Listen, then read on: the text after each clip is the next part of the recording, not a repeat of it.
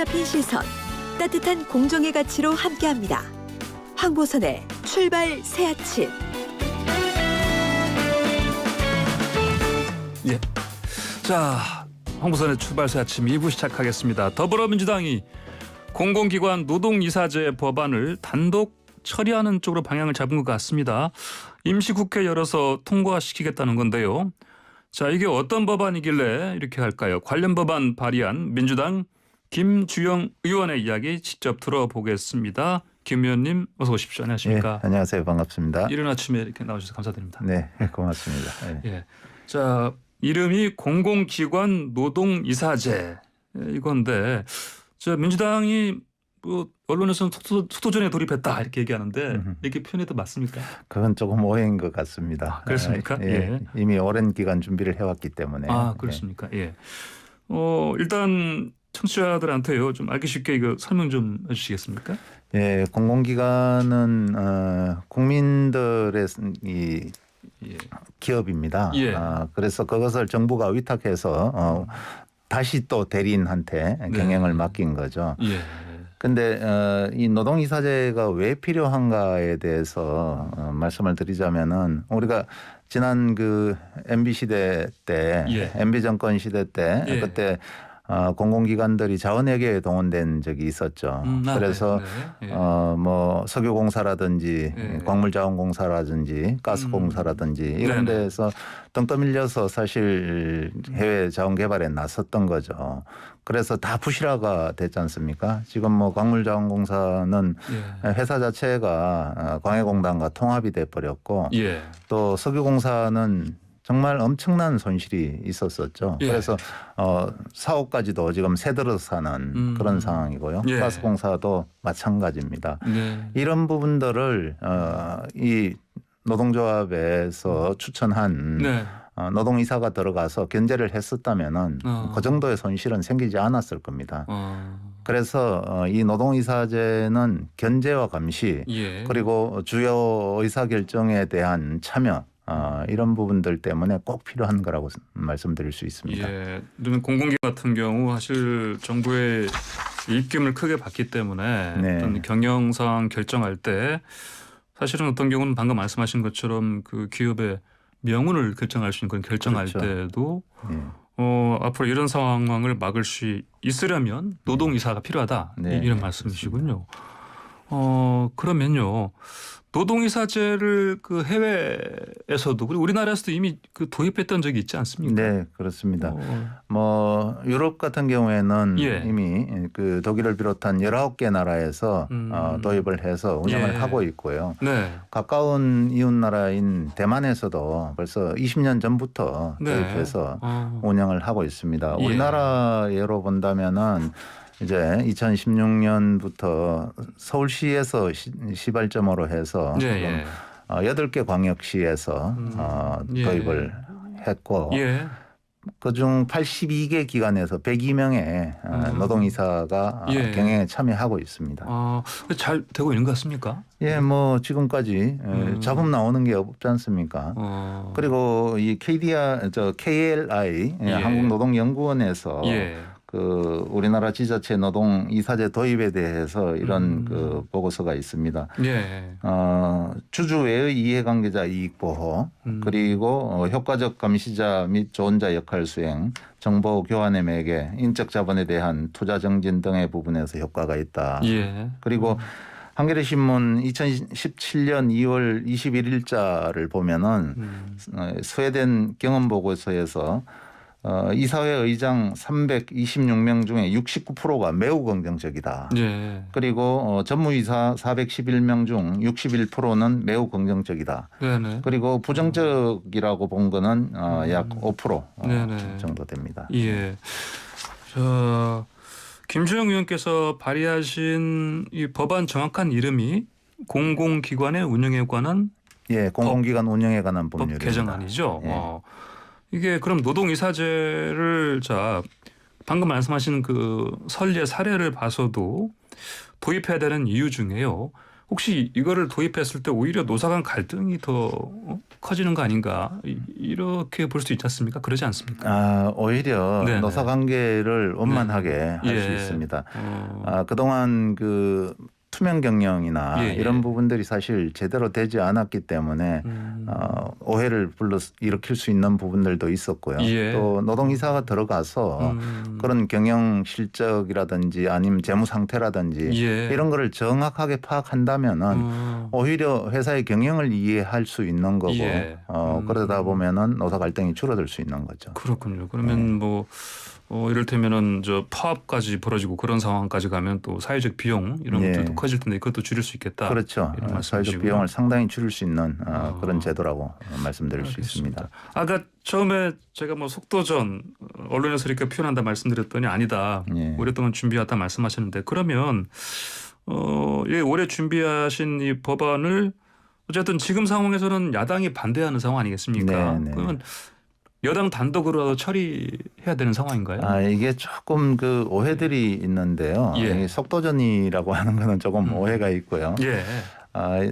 벌써 2017년 문재인 대통령 후보 당시 후보께서 예. 내가 대통령이 되면은 노동이사제 예. 그러니까 노동자들을 한두 명 경영에 참여시키겠다 예. 이렇게 말씀을 하셨었고 대통령 당선 이후에 7월 달에 그 국정기획자문위원회에서 예. 100대 국정과제들을 발굴을 해서 정리를 했습니다. 예. 그중에 64번째 과제로 이 노동이사제가 포함이 됐었거든요. 예. 그래서 또 작년 11월 18일 날 경제사회노동위원회에서 노사정 합의를 거쳐서 네. 국회에 이 입법을 해 주십시오 하고 예. 요청을 했고 네. 기획재정부에 권고를 한 이런 상황입니다. 그래서 이미 경제사회노동위원회에서 수기 과정을 네. 거쳤기 때문에 이거는 뭐 일방적으로 처리하려고 하는 것이 아니다. 네. 그런 말씀을 드리고 제가 8일 날 그 소집된 국회 기획재정위원회 전체 회의에서 예. 안건 조정위원회 구성을 신청을 했습니다. 네네. 이것은 거기 그 안건 이게 서로 예. 이견이 있으니까 네. 이 안건 조정위원회를 통해서 신속하게 논의를 한번 해보자 예. 이렇게 제안을 한 겁니다. 예. 정기국회는 끝났으니까 그럼 임시국회 열어서 처리하는 방향인가요? 예, 그게 이제 뭐 90일 안건조정위원회는 90일 동안 운영할 수가 있거든요. 예. 그리고 이미 그 안건조정위원회는 뭐 야당에서 이게 그냥 단독 처리 수순이라고 자꾸 그렇게 주장을 하는데 예. 이미 2016년부터 7번이나 안건조정위원회가 열렸습니다. 예. 거기를 거쳐서 그 신속하게 논의를 예. 하자는 겁니다. 계속해서 논의도 하지 않고 있다는 것은 문제이기 때문에 그리고 예. 이 법이 이미 제출된 지가 세 가지 법안이 있는데요. 네. 이게 1년이 다 넘었습니다. 벌써 1년 6개월 정도 됐거든요. 네. 예. 그런데 논의조차 안 되고 있다는 것은 문제가 있죠. 특히 이 노사정 수기 과정을 거쳐서 합의를 이룬 예. 그런 부분이기 때문에 이 부분은 빠른 그 처리가 필요하다고 생각을 합니다. 김주영 의원께서 처음에 이 법안 발의하신 시점이 언제쯤? 저는 작년 11월 19일 그러니까 경제사회노동위원회에서 네. 합의를 한 하고 다음 날 바로 제가 하셨군요. 그 내용을 받아서 예. 입법 발의를 한 겁니다. 그럼 거의 한 1년 이게 넘어서 만 1년이 넘었죠. 넘었네요. 네. 근데 이제 이게 이 제도가 그런데 최근에 사실 이제 언론에 부각된 거는 또 이재명 이제 대선 후보가 이거를 이제 민주당 의원들한테 신속하고 과감하게 처리해달라 이 당부하면서 또 이렇게 부각된 면이 있지 않습니까? 그러다 네. 보니까 국민의힘 쪽에서는 이재명 하명법이다 이렇게까지 반발을 하고 있습니다. 이재명 하명법은 아니라고 보시는 거죠? 그거는 네. 사실은 저를 포함한 예. 그 김경엽 의원, 박주민 의원이 네. 다 대표 발의를 한 세 네. 가지 법안이 있는데요. 네. 이거는 그렇게 표현한다는 것은 네. 국회의원들에 대한 네. 모독이라고 모독이다. 생각을 예. 합니다. 예. 제가 좀 전에 말씀드렸던 대로 이미 선행됐던 그런 과정들이 있었던 것입니다. 예. 그런데 아직까지 예. 논의조차 제대로 못하고 있고 예. 특히 제가 냈던 법안은 만 1년이 경과했는데도 불구하고 논의조차 예. 한 번도 해보지 못했다는 거죠. 예. 알겠습니다.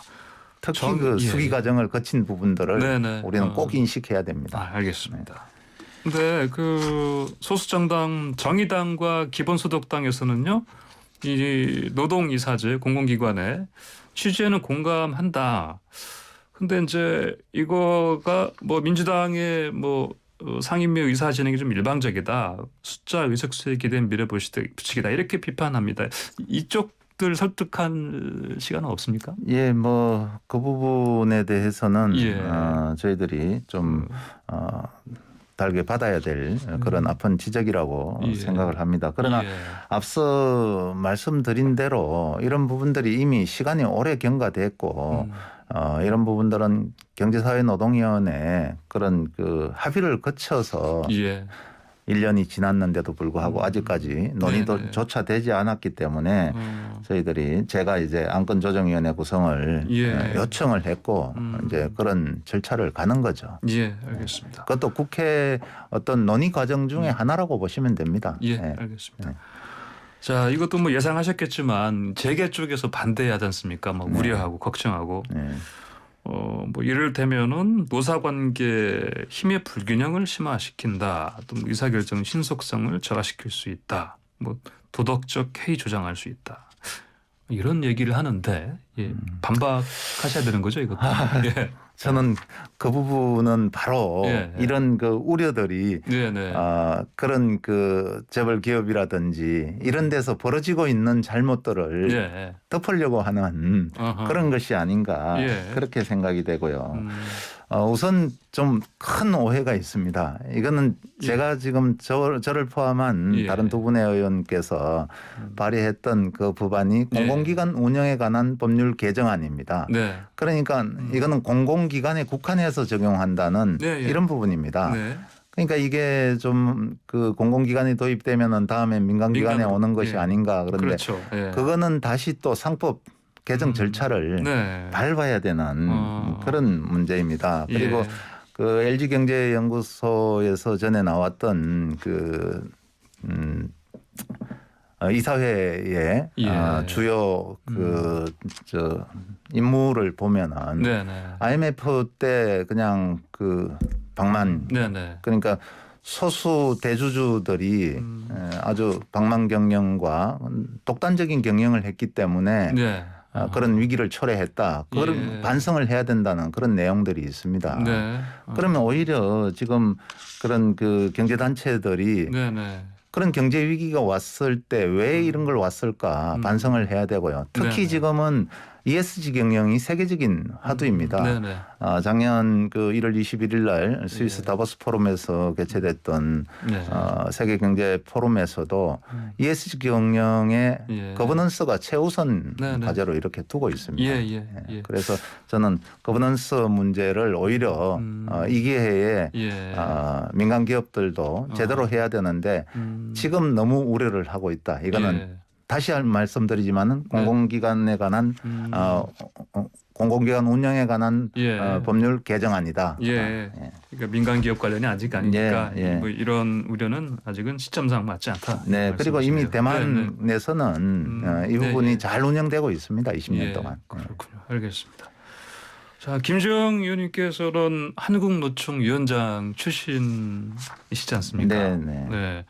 그러면 자, 이건 좀 대선 쪽 후보 쪽들 어떻게 보시는지 그거 좀 네. 여쭤보고 싶습니다. 네. 이재명 후보의 일단 인식은 어떻게 평가하십니까? 이재명 후보는 뭐 다 아시는 대로 소년공 출신이지 않습니까? 예.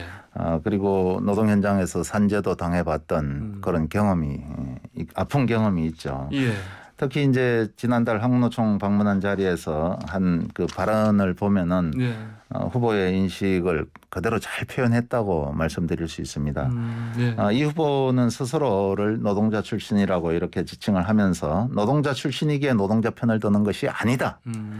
그리고 공정한 룰을 통한 불공정 양극화 완화를 위해 노동과 자본의 힘이 균형을 이뤄야 한다. 예. 이렇게 아주 균형적인 말씀을 하셨습니다. 예.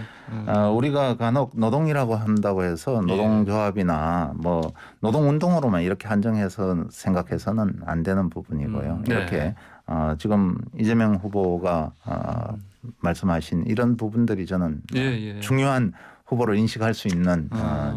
지점이다 그렇게 예. 말씀드릴 수 있습니다. 알겠습니다. 그러면 상대당 국민의힘 윤석열 후보 같은 경우는요, 사실 노동 관련해서는 좀 발언들이 여러 번 도마에 오르긴 했습니다. 뭐 네. 120시간 노동이라든지 네. 최저시급, 뭐 주 52시간 안제 폐지라든지 이번의 인식은 어떻게 평가하십니까? 저는 그 참 120시간 노동이라든지 예, 선발 노동은 뭐 아프리카에서 하는 것이라든지 예. 그다음에 그 안양의 도로 포장 공사에 산재 사고 났는 데 가서 네. 이 재해자의 책임이다. 뭐 예. 그다음에 또 최저임금 시간 단축을 되돌리겠다. 이런 부분들이 예. 지금 우리가 선진국에 진입한 이 시점에서 과연 올바른 노동관인가. 예. 정말 왜곡되고 비틀어진 노동 현실의 절박함을 전혀 모르는 그런 처사라고 생각을 합니다. 예. 어쩌면은 이 정말 땀 흘려 일해서 억울하게 현장에서 산재로 돌아가시는 그런 노동자들을 달래주지는 못할 망정 네. 과로사를 조장하고 장시간 노동을 조장하고 네. 또 이 최저임금이나 시간 단축을 폐지한다는 거 이런 저급한 그 노동가는 참 네. 매우 우려스럽다. 노동자 출신 네. 입장으로서 네. 그렇게 생각합니다. 알겠습니다. 자, 마지막 이거 여쭤봐도 되겠습니다. 한국노총. 자, 지난 2017년 대선에서는 문재인 후보를 공개 지지했는데 이번엔 어떻게 선택할 것 같습니까? 네, 2017년도에는 네. 전 조합은 네. 투표를 네. 100만 조합은 투표를 통해서 예, 그렇죠. 했습니다. 예, 예. 총투표했죠 그때. 예, 네네. 예. 어, 그리고 예. 앞으로는 이제 또 거기에 대중조직으로서 네. 의사결정 체제가 있습니다. 네. 그 의사결정 체계를 통해서 네. 의사결정을 할 거라고 봅니다. 예. 네. 알겠습니다. 제 입장에서는 어. 우리 더불어민주당을 지지해 주기를 예. 강력히 희망하고 있죠. 짧게 여쭤보겠습니다. 윤석열 후보가 지난 4일 한국노총 위원장 만났고 오늘 15일에도 지도부 만난다 이런 얘기하고 있는데 혹시 네네. 저쪽으로 뺏기는 거 아닙니까? 글쎄요. 그건 뭐 의례적으로 사실은 또 네. 대선 후보로서 구애하러 가는 것이겠죠. 예. 네. 알겠습니다. 예. 네. 저 오늘 말씀 여기까지 듣겠습니다. 잘 들었습니다. 감사합니다. 네, 고맙습니다. 네, 지금까지 더불어민주당의 김주영 의원과 함께했습니다.